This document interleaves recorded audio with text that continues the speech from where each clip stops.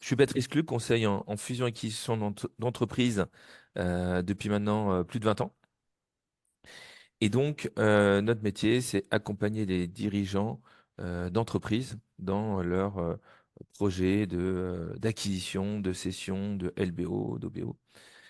Et donc, c'est dans ce cadre que notre métier s'est transformé en conseil en stratégie, conseil en organisation. Parce qu'en fait, la plupart du travail qu'on va réaliser, c'est cette préparation à la session, au cash-out à terme. Pourquoi? Parce que tout simplement qu'on s'est aperçu qu'il y avait plein de choses à faire dans une session d'entreprise. Et au début, on était juste intermédiaire entre acheteurs et vendeurs.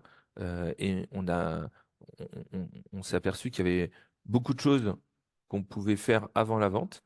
Et finalement, souvent, les vendeurs disaient, ben, non, l'acheteur le fera. Bah oui, mais si l'acheteur le fait, la valeur est décotée. Alors, au début, c'était un concept. Et puis petit à petit, année après année, c'est devenu une réalité. Pour vous donner un chiffre, en moyenne, on va doubler la valeur des entreprises pendant le processus de vente. Processus de vente qui parfois va durer quelques mois, 3, 4, 6 mois, et parfois va durer 1 an, 2 ans, 3 ans. Donc on va dire entre 3 mois et 3 ans. Donc c'est parfois long ou court, mais dans tous les cas, on va réussir à transformer la société avant la vente. Alors, parfois, le processus n'aboutit pas, bien sûr, hein. On n'a pas 100% de succès. Alors, nous, on va dire que euh, les- les, euh, l'échec ne vient pas de nous. Mais, on pourra aussi vous laisser interroger nos clients. En tout cas, ce qui est sûr, c'est que euh, on va systématiquement essayer de transformer. Ça a des répercussions très fortes et puissantes. Parfois même, ce changement va vraiment transformer l'entreprise et tellement positivement que notre client ne va pas vendre et va prendre ces transformations pour lui et dire, ah ben non, finalement, ma société, elle est magnifique et je vais plus la vendre. Je vous donnerai quelques exemples tout à l'heure. Rapidement, voilà les métiers, comment on fonctionne. On intervient sur des opérations de 5 à 200 millions d'euros de valorisation. On va faire un coaching dirigeant, parce que c'est dans ce coaching dirigeant qu'on va créer le plus de valeur. On va aussi apporter du conseil en organisation, en stratégie, et l'option gratuite du conseil juridique par les avocats, parce qu'il y a beaucoup également de valeur à créer au niveau de l'optimisation patrimoniale et fiscale et également sur la rédaction des contrats de cession de titres, contrats de financement, garantie d'actifs et de passifs. J'ai donc réalisé 1300 sessions d'entreprise avec mes associés. J'ai vendu ma précédente société à Deloitte, in extenso, et tout seul, personnellement, j'ai mené de A à Z 200 opérations environ, 184, c'est ce qui était fait. En moyenne, c'est 2500, 2800 heures de travail pour chaque opération. Donc c'est l'avant-dernière ligne. Donc c'est un gros travail. C'est pas en claque des doigts. Alors souvent les gens disent mais qu'est-ce que vous allez bien faire en 2800 heures? On aimerait bien passer beaucoup moins de temps parce que ce temps c'est de l'argent. Maintenant, là j'ai encore un exemple. Un dirigeant qui nous avait demandé 6 millions d'euros pour vendre sa société. Maintenant on est à plus de 2 ans de travail. On a maintenant des offres à 25 millions d'euros. Donc le travail paye. Et notre slogan, l'art de sublimer la valeur de votre société. Un morceau de l'équipe avec des compétences variées. Et la dernière ligne, c'est Alexis Madec, avocat, fiscaliste, corporate. Euh, Comme on l'a dit tout à l'heure, ça fait partie pleinement de l'équipe et c'est très, très utile. Mon CV, quelques présences internationales parce que ça peut être très utile de faire participer au process des contreparties de différents pays. Et dans le cas de Sunstyle, ça peut être utile également. Donc, on a créé un réseau international. On a recréé, parce que quand j'étais devenu associé de Deloitte, Deloitte a beau être le leader mondial des fusions-acquisitions, sur 250 000 personnes dans le groupe Deloitte, il y a 2500 personnes qui travaillent exclusivement sur les fusions-acquisitions. Et puis, on avait accès à des milliers d'avocats, des milliers de conseils en stratégie, en organisation, en ressources humaines. Mais ça marchait pas parce que chacun voyait son propre euh, rentabilité, alors que nous, tout est intégré avec une équipe très agile, très légère. Ça fonctionne mieux depuis que j'ai quitté Deloitte. Ça fonctionnait mieux avant que j'arrive chez Deloitte. Et j'ai quitté Deloitte parce que euh, j'ai pas bien pu gérer cette lourdeur administrative. Voici les quatre donc, aspects de création de valeur. Comment est-ce qu'on va créer de la valeur? Donc évidemment, c'est des conseils gratuits, hein. Vous n'êtes pas obligé de passer par nous pour le faire. C'est souvent des conseils assez simples et d'ailleurs assez basiques. Quand je demande à ChatGPT comment on ferait pour augmenter la valeur d'une société, eh bien, il me donne les mêmes conseils que ceux que j'applique depuis 25 ans. On n'a pas inventé la roue, mais on va exécuter des choses assez simples, mais on les prend les unes après les autres et on les lâche pas. Quand je donne ces conseils ou quand je pose je discute avec mes confrères conseillers en fusion acquisition, est-ce que vous le faites? Pas en général, dans 100% des cas, ils me disent non. Non, non, nous, on est là pour chercher un acheteur. Mais je lui dis, mais vous n'allez pas essayer de préparer la société de vendu, de donner des conseils aux dirigeants, de changer ses défauts? Ah non, non, surtout pas. On n'est pas payé pour ça, on n'a pas le temps. Euh, donc, je suis toujours assez surpris. Et donc, c'est pour ça que moi, je suis très, très à l'aise avec la diffusion de cette méthodologie. Vous pouvez l'appliquer vous-même, vous pouvez demander à un autre banquier d'affaires de l'appliquer. On apprécierait ne plus être les seuls à avoir cette démarche.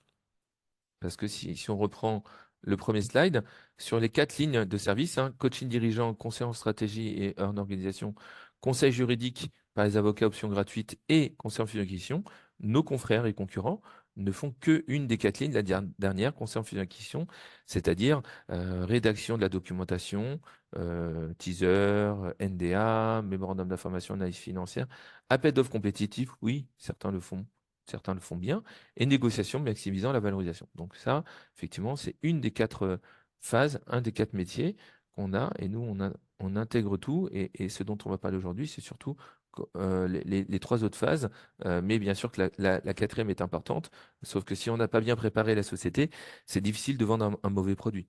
Et donc, on préfère vendre le produit quand il est bien mûr et on l'a toiletté. Alors, c'est pas nécessairement très long, hein, comme je disais tout à l'heure, c'est parfois quelques mois, parfois plusieurs années. Euh, mais si c'est plusieurs années, c'est parce que il y a le client a le temps et si vous avez devant vous 2, 3, 5, 6 ans, bah, vous pouvez faire des choses encore plus intéressantes. Donc, première étape, c'est les enjeux du dirigeant et des actionnaires. Euh, Deuxième élément, c'est l'activité entreprise, la récurrence, le business model, les clients, les technologies, la récurrence, on en parlera tout à l'heure, les ressources humaines, les salariés, le recrutement. Euh, Troisièmement, la partie financière, avec l'analyse financière, la comptabilité analytique et la compétition. Donc là, on est vraiment que dans le diagnostic, c'est pas les quatre étapes de tout à l'heure, parce que là, on est parti sur un diagnostic à 360 degrés de l'entreprise, des sujets juridiques, sociaux, financiers, technologiques, rentabilité, croissance. On essaie de bien tout comprendre sur l'entreprise et ensuite on va faire des préconisations. Donc, on a dit tout à l'heure, c'est d'abord le coaching dirigeant. Donc, le dirigeant, les actionnaires, ce sont les pièces maîtresses. Si vous vendez une société et que le dirigeant s'en va, eh bien, la société peut perdre son principal actif. C'est quasiment toujours le cas. Mais parfois, cet actif, il peut réduire très fortement la valeur d'une entreprise. Tout à l'heure, on parlait d'une société. Vous avez tous les deux des sociétés de négoce. La valeur d'une société de négoce tient principalement par son dirigeant. Et donc, à partir du moment où on a compris ça, eh bien, on va peut-être se demander comment est-ce qu'on va faire pour que la société ne soit plus dépendante du dirigeant. Alors, peut-être que vous allez me dire que ce n'est pas le cas, hein, mais que ce soit une activité de transaction immobilière ou une activité de vente de toits solaires, eh bien, on va avoir euh, une société, une activité de négoce. Donc, première possibilité pour que la société ne soit plus totalement dépendante du dirigeant, c'est rendre l'activité récurrente. Alors, comment une agence immobilière devient récurrente?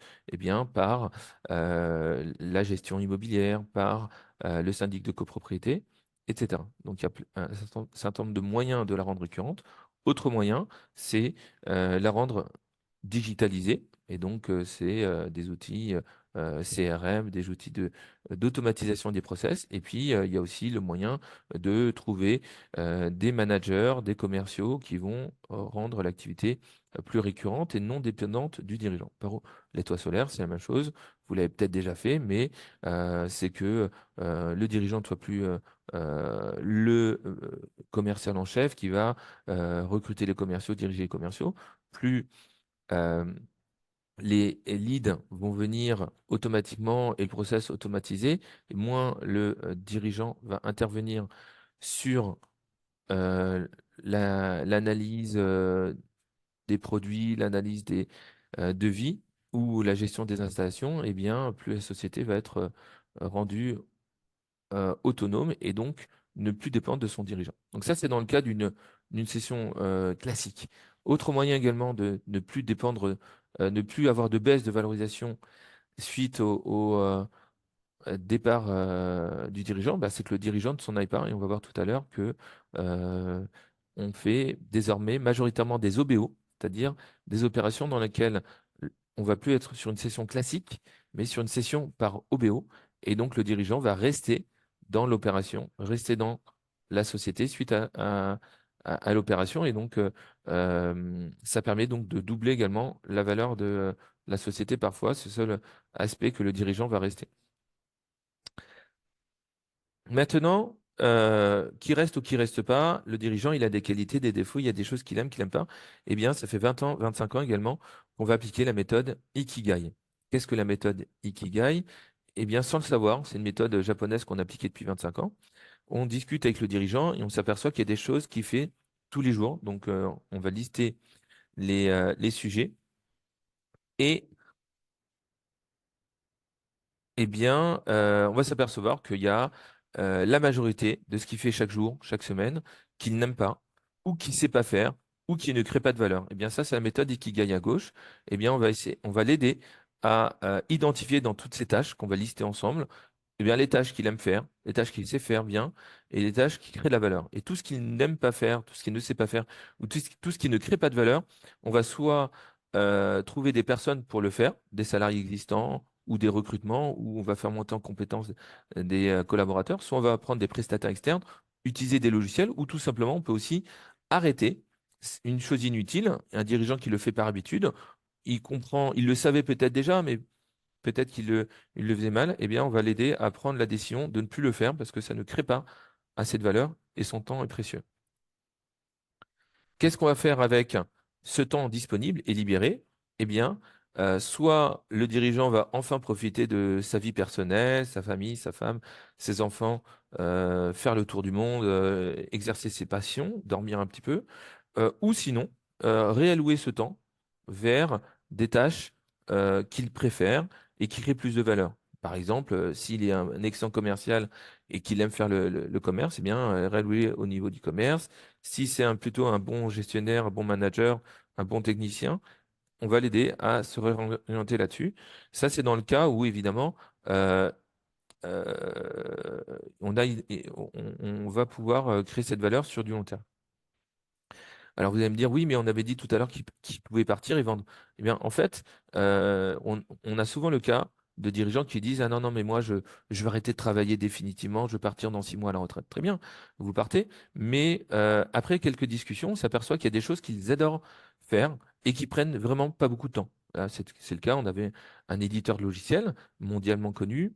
Le dirigeant avait dit, non, mais je veux absolument partir. Comme il partait, ben, la valeur de la société était fortement décotée, mais on a identifié qu'il adorait faire la stratégie et valider les technologies. Eh bien, ça, c'était uniquement 3 heures par semaine. Eh bien, 3 heures par semaine, quelques jours dans l'année. Finalement, après quelques mois de négociation, elle a accepté de continuer à le faire après la session. Eh bien, ga- euh, ch- euh, cette seule acceptation de continuer à valider le projet technologique et la stratégie internationale, eh bien, à doubler la valeur de la société, comme vous pouvez l'imaginer. Bon, pareil pour le diagnostic de l'entreprise à droite, management, culture d'entreprise, processus, outils, structuration de l'organisation. Bien sûr, chacun de ces éléments, on va essayer d'identifier les faiblesses, on va les transformer en force, on va identifier les opportunités, on va les saisir. Et donc, très souvent, c'est vraiment en portée de main du dirigeant. C'est des petits conseils simples. C'est 2800 heures de travail, bien sûr, vous l'avez noté, mais ça change la valorisation et c'est pas juste 5, 10, 15% d'augmentation de valeur. C'est souvent beaucoup, beaucoup plus. Bon, après, effectivement, on rentre dans d'autres détails euh, de mini-tâches qu'on va améliorer, vérifier. Ça, c'est le processus de vente, évidemment, classique. Euh, Ici, les différentes étapes du diagnostic et des préconisations, les différents documents dont on peut avoir besoin pour un processus de préparation puis de session, et les autres livrables dont on a parlé tout à l'heure, mais évidemment, dans le processus de vente avec l'appel d'offres compétitif, on va délivrer au client les documents, on va les faire valider, on va également lui donner le status report avec tous les acquéreurs, l'état d'avancement de chaque discussion, la process letter parce que c'est un véritable appel d'offres compétitif, donc process letter, donc c'est la lettre de processus dans lequel on va vraiment lister tous les points de l'appel d'offres qu'on va donner aux acheteurs et on va leur demander de faire une offre selon ces étapes et ces éléments pour que les offres soient comparables. Et on a également beaucoup, beaucoup de petits ateliers de 1 heure, 2 heures, 4 heures pour vérifier des éléments dans l'entreprise. Là, on en a mis une vingtaine de sujets qu'on va travailler, mais évidemment, il y en a des centaines. Donc, par exemple, en haut à gauche sur le métier, évaluation de la propriété intellectuelle et des compétences techniques, analyse des contrats clients, relations grand groupe, évaluation des risques spécifiques au secteur, plan de croissance et scalabilité, évaluation des ressources humaines et de la culture d'entreprise, etc. Sur la partie stratégie, finance et juridique, il y a d'autres ateliers, évaluation stratégique, préparation financière, communication et narrative d'entreprise, etc. Je vous laisse les lire. Bien sûr que suivant les sociétés, on va pas du tout faire les mêmes ateliers et on va faire évoluer l'analyse, le diagnostic, les recommandations pour chaque client et on va euh, aller dans des orientations totalement différentes. Souvent, on me dit, mais tu travailles plutôt sur le sujet des ressources humaines, des logiciels, des tarifs, de la croissance, de la stratégie, de la rentabilité, des charges. Mais en fait, c'est tout ça à la fois. On va essayer vraiment de tout envisager parce que il n'y a pas de recette miracle. On va essayer à chaque fois de se poser des bonnes questions. C'est jamais la même chose et c'est à la fois facile et complexe et sophistiqué à la fois. Euh, on, Vous avez, voilà, je pense que vous pouvez imaginer, mais bien sûr qu'on vous enverra tous ces slides, comme ça vous pourrez les lire et revenir vers nous si vous avez des questions. Euh, le choix entre un acheteur industriel et l'OBO, on va faire également des ateliers pour former, informer nos clients des avantages et des inconvénients avec cet acheteur-là, avec cet industriel, cet adossement, cette association, cette fusion, cet OBO, cet LBO, ce BIMBO, cet MBI. À quoi ça sert? Quels sont les avantages? Quels sont les risques? Combien de dettes on va mettre? Etc. Donc, on va, ça fait aussi partie de notre travail. Alors, la valorisation d'entreprise. Euh, on va bien sûr faire une valorisation, mais on va pas s'arrêter sur la valeur. On va même souvent, dans ce travail de calcul de la valeur, ne pas donner ce calcul. C'est un travail qui permet surtout euh, d'envisager la façon dont la contrepartie va travailler. Donc, il y a plusieurs méthodes de calcul de la valeur. Les multiples de transactions, discounted cash flow qui fait réévaluer et valeur de financement. Les multiples de valorisation qui semblent baisser. Donc, effectivement, ils ont baissé trimestre, mais il reste quand même sur un niveau de valorisation moyenne assez élevé. Les multiples pour les petites entreprises qui est beaucoup plus faible sur 5 fois en moyenne sur les petites entreprises, ici entre 1 et 200 millions, mais la médiane étant à 5 millions. Mais on voit que suivant les secteurs d'activité, il y a des secteurs qui sont valorisés 3-4 fois le BE et d'autres 7-8 fois dans tout ce qui va être le plus récurrent, le plus en croissance, le plus solide, comme la santé, l'informatique, le logiciel, le e-commerce. Et il y a également des valeurs qui augmentent avec la taille de l'entreprise. Plus la société est petite, plus la valeur est faible, et plus la société est grosse, structurée, plus elle est grosse. Elle a un multiple de valorisation élevé.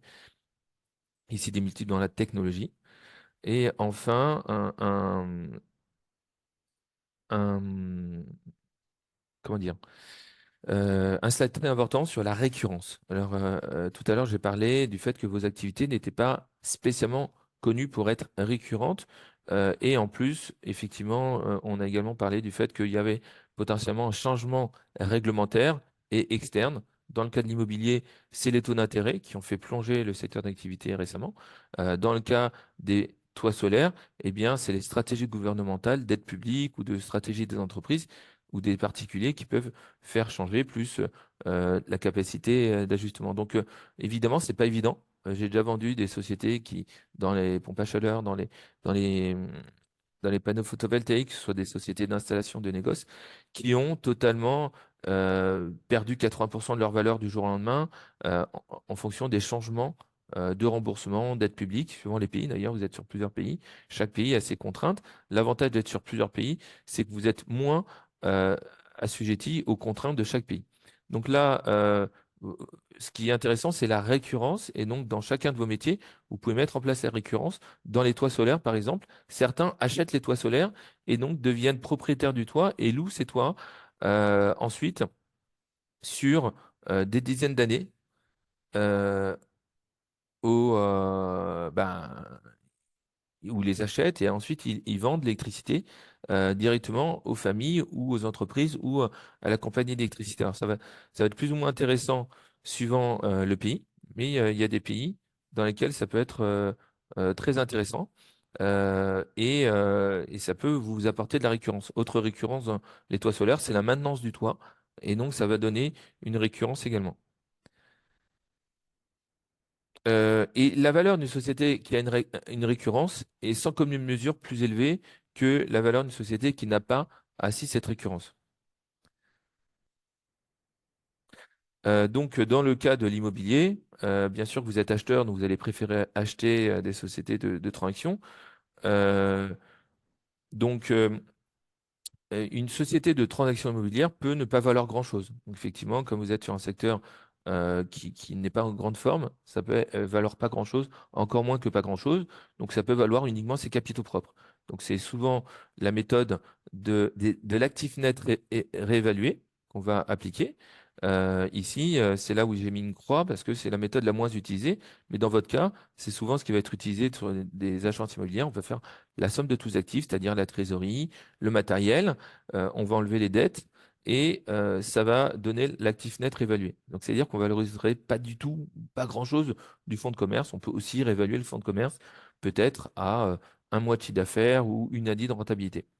Parce que l'activité n'est pas récurrente. Alors, bien sûr qu'après, c'est une question d'acheteur et de vendeur. Donc, si le vendeur n'est pas d'accord, il va falloir augmenter le prix et parfois, les vendeurs vont vouloir un prix beaucoup plus élevé. Mais combien vaut une société de transaction immobilière? Souvent, euh, les capitaux propres réévalués plus un mois de chiffre d'affaires ou un mois de rentabilité, une année de rentabilité. Et donc, ça vaut pas grand-chose, un, deux, trois, 4 mois de chiffre d'affaires. Alors que une société de gestion immobilière ou de syndic immobilier eh bien, peut valoir 2, 3, 4, 5 ans de chiffre d'affaires et 10, 15, 20 ans de rentabilité. Donc, il faut bien sûr prendre la part des choses. Acheter une société, c'est parfois des risques et donc peut-être que ça vaut pas cher, mais c'est peut-être pas une bonne affaire parce que derrière, on n'est pas sûr d'assurer le paiement des salaires, des frais, même s'ils sont principalement variables, parce que parfois même certains salariés ou euh, agents acceptent d'être totalement au variable. Dans le cas des toits solaires, euh, la valeur, on a dit qu'elle n'était pas élevée, mais elle peut être fortement valorisée. Déjà, c'est un secteur qui se valorise beaucoup parce que, bien sûr, c'est un secteur d'avenir.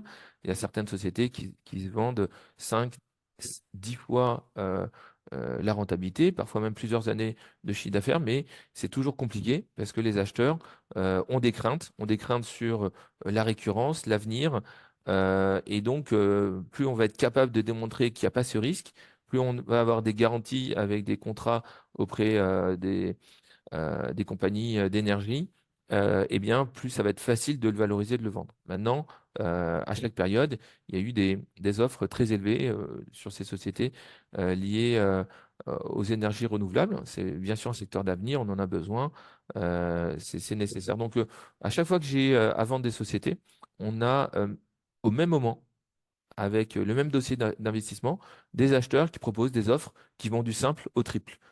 Mais ils ont les mêmes acheteurs, ils ont les mêmes dossiers, ils ont même accès aux mêmes informations, mais ils sont chacun sérieux. Je suis pas en train de dire qu'il y a des acheteurs qui font une offre comme ça au cas où, et d'autres qui vont le faire plus sérieusement. Non. Quand on a 10, 15, 20 acheteurs euh, qui étudient sérieusement l'acquisition, qui vont chacun faire intervenir leur avocat, leur expert comptable, leurs auditeurs, leurs banquiers, eh bien, on a des offres qui vont du simple au triple, même parfois du simple au quadruple, et même souvent une majorité d'offres qui sont 3 fois plus petites que l'offre qui va remporter. Là, je vous donnais tout à l'heure un exemple, on est passé de 6 à 25 millions, mais ça, c'était sur 2 ans et demi. Par contre, là, on vient de lancer un processus de vente. Eh bien, on a eu 8 offres entre 8 et 10 millions d'euros, une offre enfin, à 11 millions, une offre à 12, à 13, une offre à 14, une offre à 15, une offre à 16 et une offre à 25 millions également, et une seule offre à 25 millions. C'est-à-dire que bah, si on n'a pas cette offre, bah, finalement, on aurait vendu entre 10 et 20. Et si on s'était arrêté qu'à 8 acheteurs, on aurait peut-être vendu seulement 9 millions. Donc, même pour un même dossier, il va y avoir des experts comptables, des avocats qui vont pas du tout être d'accord. Certains vont pas utiliser le même multiple et vont pas utiliser le même taux d'actualisation. D'autres vont prendre l'année dernière, d'autres vont prendre l'année future, d'autres vont faire la moyenne des 3 dernières années. Donc, on va pas arriver du tout à la même chose. Mais ce slide est très important, c'est sur la récurrence. Le même secteur d'activité peut être très récurrent ou pas du tout récurrent. Je vous ai donné des exemples dans la transaction immobilière et dans la vente de toits solaires, mais ça marche dans chaque secteur d'activité. Ici, éditeur de logiciel. Vous voyez que entre une société qui va faire du client-serveur et d'autres en SaaS, eh bien, on va passer de une fois le chiffre d'affaires à 8 fois le chiffre d'affaires, simplement parce qu'on a changé de secteur d'activité. Ici, c'est pas très logique, mais une société de service de nettoyage avec des contrats garantis sur 5 ans ne vaut que 4 mois de chiffre d'affaires, 3-4 mois de chiffre d'affaires, alors que la même société sans engagement vaut parfois 1 an de chiffre d'affaires. Pourquoi est-ce que la société qui n'a pas de contrat sur du long terme vaut beaucoup plus cher que la société qui est bloquée sur 5 ans? Tout simplement parce que la société qui est bloquée sur 5 ans, eh bien, à l'issue de la fin du contrat de 3 ans ou 5 ans, eh bien, le client, il va arriver que d'une seule chose, c'est de changer de prestataire. Et donc, il va y avoir perte de nombreux clients à ce moment-là. Alors que quand on est sans engagement, on a 500 clients sans engagement, en fait, les contrats, les clients vont rester 20 ans, 30 ans, 40 ans clients. Et on a une perte de seulement 3-4% de clients chaque année. Eh bien, ce qui fait qu'on perd beaucoup moins de clients quand on n'a pas d'engagement. Pourquoi? Parce que le client se dit, c'est bon, on verra ça l'année prochaine. C'est la même chose quand moi j'avais Canal+, eh bien, j'étais engagé sur 2 ans avec Canal+, sur 24 mois avec Itinéris. Eh bien, j'aurais vécu d'une seule chose pendant ces 24 mois, c'était de résilier mon contrat Canal+ ou Itinéris. Finalement, maintenant, j'ai Free et j'ai Netflix et je résilie jamais parce que comme j'ai la possibilité de résilier à tout moment, eh bien, je résilie jamais. Donc, ce qui est important, c'est ici d'avoir beaucoup de petits contrats récurrents, 100, 200, 300 petits contrats récurrents. C'est ce qui se passe dans la gestion immobilière, dans les activités de syndic ou les contrats de maintenance. Ce qui est important, c'est pas la durée du contrat, c'est le nombre de petits contrats. Et si on a une activité dans laquelle on a un gros contrat à 60% de chiffre d'affaires, là, c'est risqué.